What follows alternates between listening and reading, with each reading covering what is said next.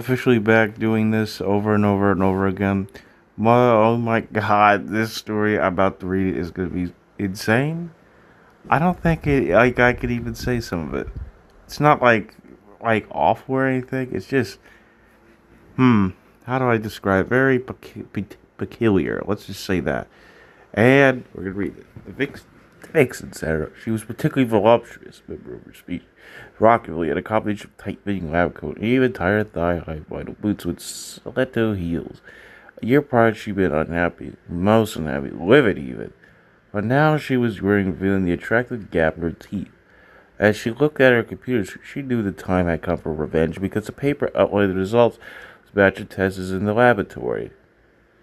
The computer displayed the complete psychological profile of one Scaredy Orville Squirrel, the source of most of her misery for the past year and a half. It began with her being devoured by an enormous abomination of nature, and after she'd been saved due to the efforts of her hulking Ursulines, that she discovered she may have let herself get digested and had been pulled, and she lost her main lab. But she still had her personal one, and she was determined to make Balsa City pay for what she endured, but especially Scaredy Squirrel. Obtaining his psychological information hadn't been easy. Scaredy hadn't actually been to therapy for several years, and when she finally tracked the psychiatrist from years ago, she needed the feminine wits to persuade him to give everything and concern his former patient. She studied the screen, smirking. Scaredy, Scaredy, what a terrible name, and a prolific one. Prolific one at that. Considering that everything that the psychiatrist had written about the squirrel, Sarah was in fact scared of practically everything. It seemed that the list compiled in the psychiatrist's notes could be simplified by naming him that, being summed up as everything. Had she been a more empathetic person, she may have considered Scary's parents particularly cruel for naming him that, essentially assuring the poor guy would never grow up to be a hopeless neurotic wreck. But the vixen was no empath, at least not for the meddling squirrel that had ruined her grand plans. Scary's tendency to fear the world around him, uncleanness in particular, was going to work to Fury's advantage. She completed refining the extract from the rare one of flip plant. Those juices served as a powerful mixture of hallucinogenic and aphrodisiac. She glanced at the softly ticking clock on her office wall. Well, how do you pronounce this? It means they. She glanced at the softly ticking clock on her wall. 3 minutes to 4. With her assistants would break into the Balsa City water supply and pour that stuff into it. Soon, the entire city would be uncontrollably excited, maybe even scary. The lack of any up-to-date information in preparation for that the vixen was uncertain whether or not he drank water from the tap or if he drank exclusively bottled water. And she did now in preparation for the fact that the Balsa City to become undrinkable unless you want to transform into a mindless F-zombie. Oh well, she decided it was a win-win, and it was a win-win. If he did, he'd turn into a horny A, would turn into a lustful piece of lustful sim who was own horrifying desires, unable to stop himself. If he didn't, well, no matter where he ran, no matter where he hid, the going crazy on themselves residents of good old Balsa would find them. Either way, she mused, feeling quite pleased with herself. The squirrel who'd wronged her was about to become involved in a place that could Caliga blush, make Caliga blush. What is Caligo? Caligo. Roman Emperor. Okay. I'm just looking at a Roman guard. At a Roman Emperor.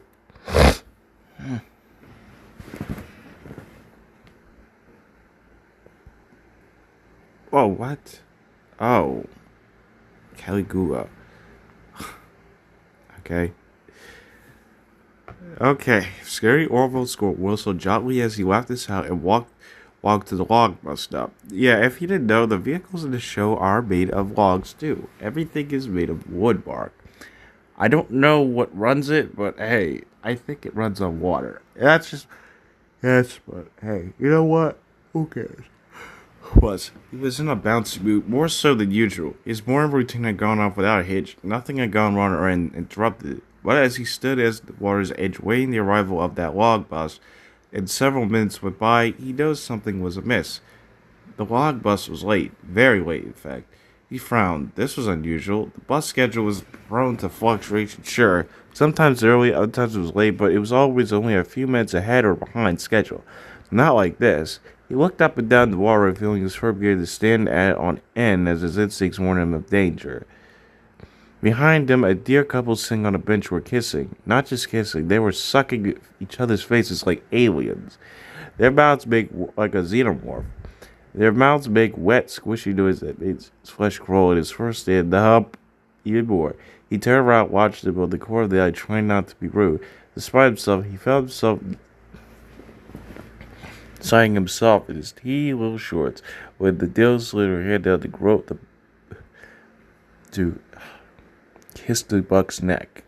Swallowing, he adjusted his back itch and decided to heck with the most he was balky. He'd deal with this as rapid, but along the way he noticed many others in romantic groove. Left and right, people were kissing, groping one another, including more than a few gay pairs. Bill's kiss. Was something in the air? Ah.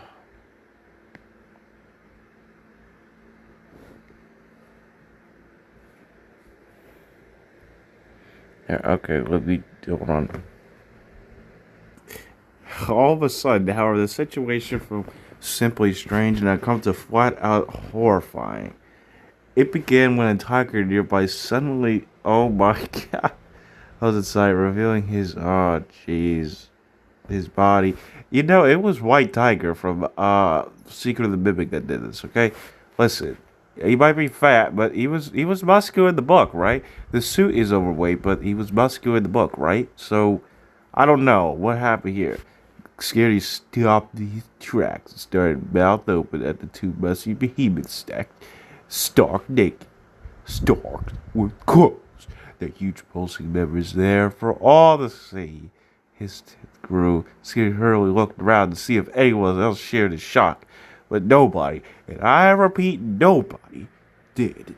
Few people were paying attention, and those who were watched with intense interest.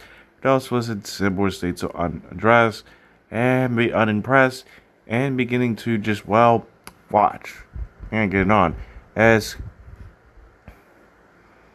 tough on as Scaredy found himself faced over the same way.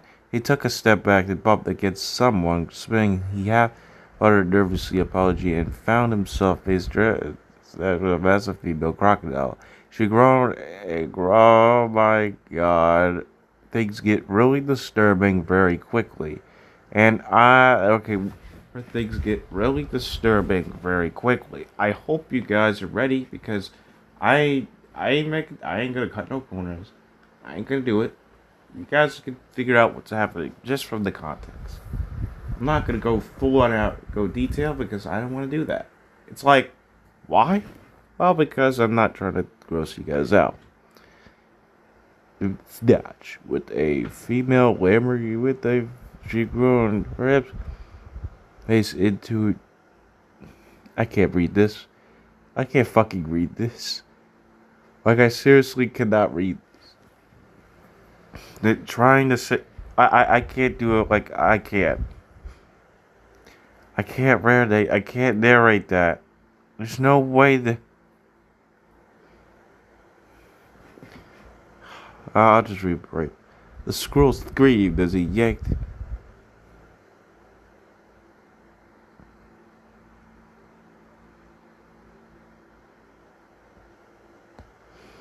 My god. Okay. Now we're finally away from the god awful mess. His bags. Towards the station horde, holding his contaminated hands out in front of himself. Out in front of himself, as far as from his body as he could as he ran, while behind the crocodile contented herself with a whirling partner in the form of a particular well-known rabbit. His large feet slapping against on the seabed with his tail streaming out behind him as he ran. Weave his way, this way, weave his way, and that among the residents of Ball City. His sense assaulted, his vision was overwhelmed by the sight of nearly, oh my god, tandem. His nose was flooded with the musky stink of sweat and working out. His ears, sweet acorns, his ears. He could barely stand it, needing to cover his ears with his hands as he ran back, block out the debauchery and just symphony of gas and moans and debauchery washing over him from all sides. He had reached the seashore, not that it would be any better than where he was right now, but it was destination. Focusing on arriving at the destination kept him sane, kept him from paying too much attention to the hideous debauchery, drinking going on, as he was one kept from acknowledging his own peckers. Several he skidded half outside the station door. The front end gleamed brilliantly in the sun as it thought it was heaven itself, salvation from the hellish purgatory the squirrel had just ran through. He charged for the entrance, but the doors failed to whoosh open and admit him, and Scaredy collided against him, blooding his nose and stunning himself. The doors rattled on their track, but remained shut as Scaredy staggered back and fell into his rectum of daze. Why wasn't the door open? Why wasn't the store open? It was well past time. Since, as his sense returned, he stopped, seeing the world in the drunken waving to someone who just run into a plate of glass door. Scaredy got his hand and quickly wished he hadn't. Oh no! The doors weren't open because the store was closed. His fellow stash were visible inside because for succumbing to whatever everyone else had both victim to. They had eventually come to work at their appointed time, but as soon as deranged his lunatics like everyone else. And opening the store was was the minds actually shopping there was from the minds of everyone else in the town. Though the glass Scaredy could see his best friend and co-workers engaged in every form of debauchery against so everyone else in the town. Okay, he had Hat and Buck were declaring themselves on Mildred's cash register, while Mildred was, oh my god, I can't read any of that. I just can't read any of this. Okay. No. Scaredy Will scooting back in world terror, feeling the central axle of his mind threaten to snap, as though he gazed into the pit to see the great old one, Squirrel, but he arguably seen something mind threatening to snap, as though he gazed into the pit and seen the great old one, Squirrel. But he arguably seen something far worse. The images of enjoying it, I cannot read that part, was one of the young squirrel would never forget as long as he lived. He drew his legs up, knees against his scrawny chest, and hugged himself, trying to remain calm and collected as he sat there and drift in the sea of debauchery. He was grateful at least that the part of the alligator, not the afflicted around them, were paying him any attention. But what was wrong with them? What malady had befallen them? What mania has befallen them? Stealing himself up, Scaredy wiped away the little trickle of blood drove from his nose instead, feeling grim determination rise within him. If he alone affected, it was his own duty to his fellow animals to find out how this horrible thing had happened and try to set things right. Fear not, the ball Scaredy. State. Right, pointing one finger into the air. I, Scaredy Squirrel, will find out what vile wickedness has befallen our fair town, and do my darnest to find the seeds of reversing it. He glanced down at the huge tent he was pitching his little. Hey, you! He barked. You! Down! As he quivered this with returning into a door. The woman's size. He sighed in relief. Suddenly, Dave threw himself against the door from inside the store, naked. Oh my, his enormous, oh my god. This churro, smashing a purple churro obscenely against the glass. Startled, Scaredy leaped back. Guess Dave had talked to someone in the living room earlier than usual so he could ride Bertha. And judging the way Dave was looking at, Scaredy was grateful for it. Bertha was overturned inside the store behind him. The pole she pivoted against moved on, snapped in half like a twig. The entire ride dripped but Scaredy could identify and didn't want to. And sour cream. Spilled quartz lay strewed was around Bertha's fallen form. Like, what had Dave done to her? The Mephit's tongue slid out, and he licked the glass. His priest and Charles make rubbery squeaking noises. His pudgy purple lips threw against the glass, moving like a food-starved zombie, which for all intents and purposes Scaredy supposed he was. The door held, but they wanted to remain and find out for how much longer. An unbidden image of Dave doing things to him after breaking the glass horrified and enticed us, but fortunately his cowed churro remained unaffected by the thought. Shaking his hands to clear it, the squirrel turned and hurriedly steps back to his house, praying to every god he could think of that he didn't attract one attention along the way. He managed to return home without incident, thankfully, but upon getting to his house, Scaredy entered to find a most unwelcome visitor that he's ever seen.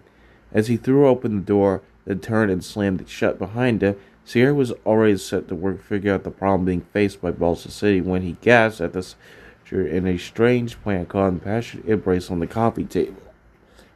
No, Scaredy cried. Richard, not you too. Oh yeah, Squirrel asked him to add me.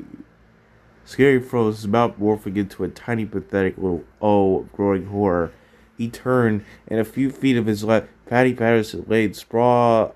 Oh my god. His couch a few feet away, stripping to nothing but a dark gray Speedo, contrasting nicely against his light gray fur. And judging from the humongous. And judging from muscles he had, the ferret was happy to see him got bigger. Gulped. He edged towards the front door, but Patty leaped up in a flash, somersaulting over the land between him and his own means of escape. Bulged at this. Scaredy suddenly realized being the close to it was made him far too thin of a fabric for his liking. Jigging and straining, he whimpered and started backing away. No, he thought. Please, no. He had just escaped forced petition and orgies outside, only to get raced by Patty Patterson. He felt sick at the thought. What's even doing here? Patty, what are you doing here? Scaredy mid-stammer, holding out his hands in a wavering up gesture as the ferret came towards him, as the weasel came towards him. I swung by to tell you how much I thought you were a little sissy fairy, but you weren't here, so I had a little drinky drink and decided I'd wait home from your stupid little darn job. Fine, that little mouth of yours. Kiss that little mouth of yours, because you're so cute. But wait. He explained, slurring his words as though he drunk. But what had he been drinking? Scaredy owned no alcohol. He tried not to look, but couldn't help him, so his way reached out and groped that horrifying churro as he groaned in anticipation of the violation to come. As the erasing at it as the death was about to come. Been enjoying that show Richard's been putting on for me since then. But now that you're here... Oh my god, I can't even say this. This is so... I can't read this. Oh, guys, I'm trying. Pichu's helping me read this, okay? He's helping me. He's doing his best. Rip! The churro is out of the box. Charles comic boxes. I don't know. It's churro. Bitch, how scary ballpark at around 7 at around dangled steam as it was on fire. Was with a streak, Scaredy turned and fled from his would-be eraser and changed headlong through his bedroom. His pursuit was hot on his heels. He could hear the which only made the squirrel scream louder and run harder. His long legs burning as he propelled him through the bedroom, clambering clumsily over the neatly made bedsheet, romping down the floor on the other side. There it was, his only hope of escape. The bathroom! Daring to look back, Scary willed despair as he held across the bed toward dragging that giant that churro fingers he had, leaving of water behind, of slushy mix behind, cake mix behind. A maniacal expression was in his eyes. Come on, squirrel face. We're just the right place. Hanging off me at time. He laughed and reached out, but his fingers touching the back. That did it. Flinching away as though he were touched by a disease-filled leaper, the squirrel jumped into the bathroom, slamming the door and locked it. He sighed, leaning against the door, panting and sweating. Bang! He scurried back, wincing painfully as he hit the sink. With the small of his back, the door shook in its frame, and Patty ran himself into it again and again, like a ram. With what? He didn't know at first. Suddenly, the split apart and a hole opened. The his fist gave in there, through oozing. Hey, it's Fatty! Cried the ferret's muffled voice from outside. No! Scrambled away from it, the squirrel fell into the tub and hunkered down, preparing for the inevitable, but it failed to come. When a minute went by and nothing happened, Shingley sat up and peered over the edge of the tub in time to see Patty's churro withdrew, but his arm came in and fumbled around.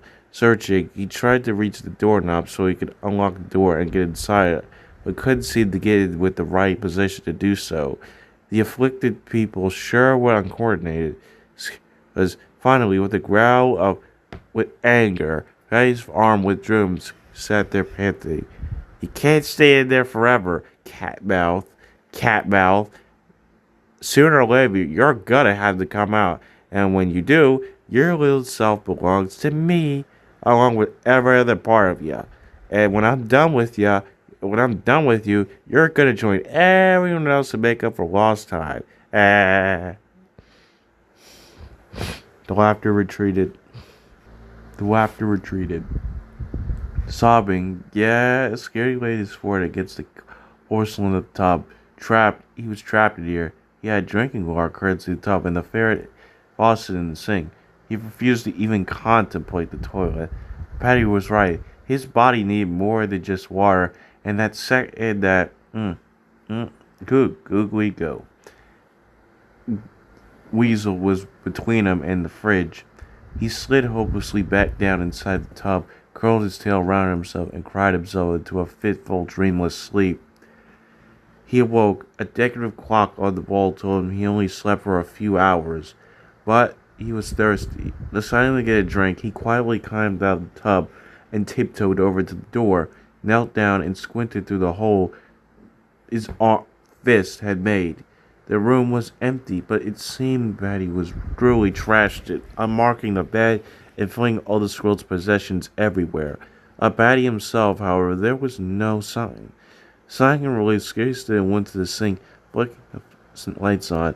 He smacked sandpaper.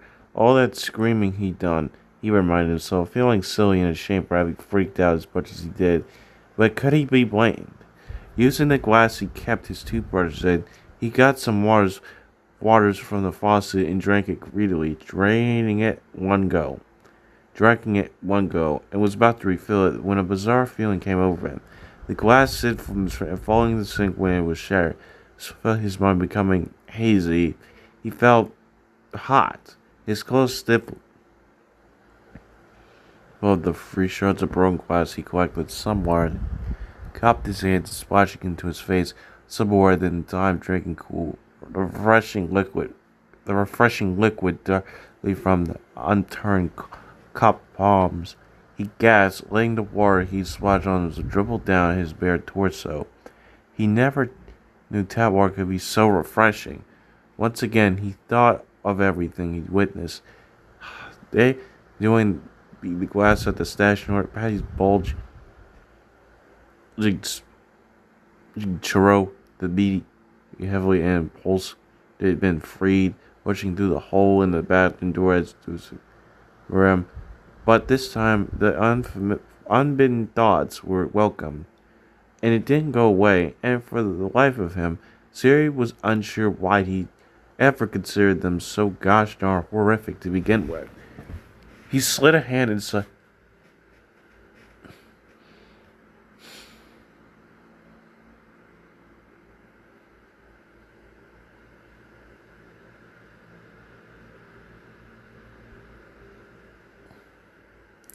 I can't say it. Oh my god. The cardinal madness that flooded his psyche. The squirrel distractedly made the connection.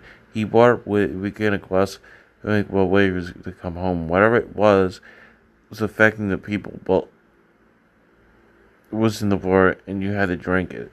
Well, he blew that away from his once buzzed away dandelions. He cared no more about that particular revelation. He grabbed the doorknob and turned it, gritting his teeth and did. Look,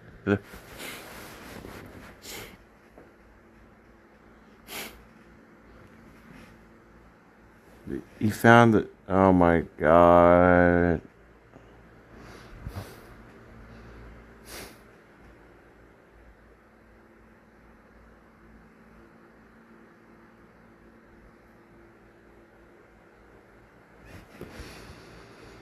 Oh my god. Feed via shot small camera she installed. The vixen was pleased. She smart evilly, her vengeance complete at long last. The end. My god.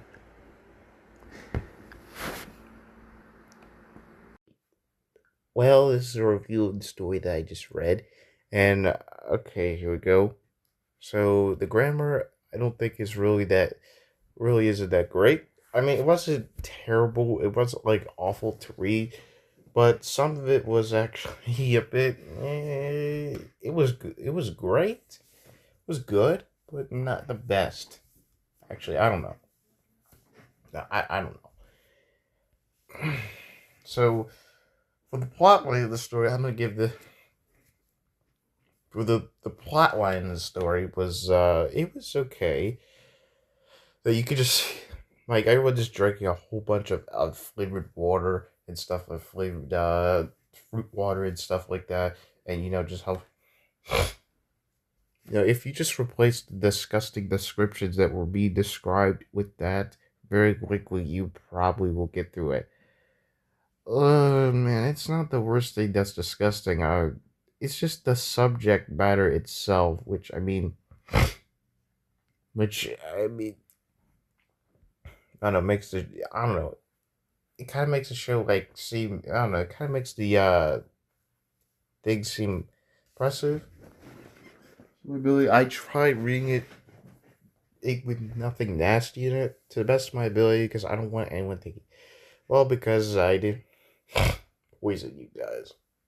And another thing as well that I do, I can actually plot line. Also, another thing about the plot line is I can actually see this being the case. If any of you has watched the Scaredy Squirrel cartoon, you would know that something like this is not out of the ordinary.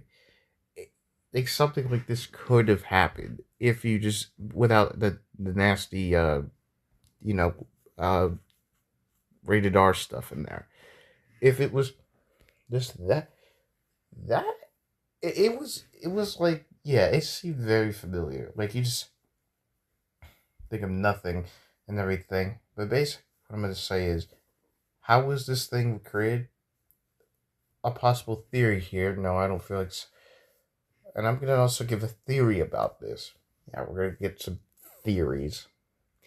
I think that this water that makes them do what they did, the townspeople do what they did, is actually kind of similar to alcohol, contents of alcohol. Because in some things, alcohol can make you do some really crazy, crazy stuff that a normal person wouldn't think to normally do. It's also like a love spell or something like that with some chemicals in there that how the townspeople react when drinking the water. Townspeople and everyone else have reacted when drinking the water. There's a very big possibility that, sure, they weren't possessed, had some like supernatural ability that make them won't go out of the way and do it. But yeah, that's basically it. I'm not gonna link the story on here for obvious reasons relating to YouTube. Oh god, man, like that. I mean, if you guys really did enjoy this story, I'm pretty sure you did enjoy this story, which I'm pretty sure most of you did. It's okay if any of you did enjoy it, then that's okay too. Any kind of like our hype of this video is gonna get, it's gonna make the video grow bigger. That's what it's gonna do. That's what's gonna make the video go popular. So I do not like the story. I did the video itself. I do not believe either, because this is that's not meant for everyone. It's a shock you, and I think that's what the story itself is, not harming anybody as long as no one comes. So, I'll just rate the video for enjoy. So for basically descriptions, it gets an 8 out of 10. It actually has really good descriptions. Let's see. The characterization, I give it a 7 out of 10. I give it a 9 out of 10. A lot of good characterization in there. And then yeah, the enjoyability of the story, which I would say gets a 7, which I would get a 6.5 out of 10. It's not the best, but I didn't mind it that much either, so it definitely gets that. So let's just that, and just for everything else, the overall story gets a 7 out of 10. Yeah, overall 7 out of 10. It wasn't the best thing in the world, but it wasn't the worst thing either. All right,